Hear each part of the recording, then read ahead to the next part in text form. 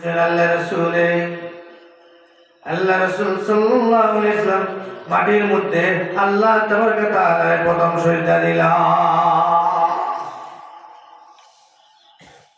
আমি বলবেন আমার ঘর আলোকিত হয়ে গেছে, সমস্ত ঘর আলোকিত হয়ে গেছে।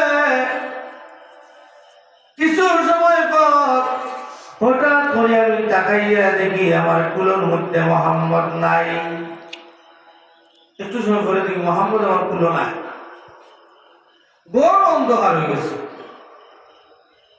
আমি চিন্তার মধ্যে পড়ে গেছি, হায় আমার মোহাম্মদ হয়ে গেল। আল্লাহ তাবারক ওয়া তাআলা আমারে দান করছিলাম, মনে হয় ভাইয়া দোনারাই নিলাম। কিতাবের মধ্যে লেখছেন আমিনার গেছে এলহাম হইছে এলহাম। আমিনা তুমি চিন্তা করিও না, চিন্তার কোনো কারণ নাই। মুহাম্মদ আল্লাহর হেফাজতে আছেন, একটু পরে মুহাম্মদে তোমার কাছে লইব আমিনা।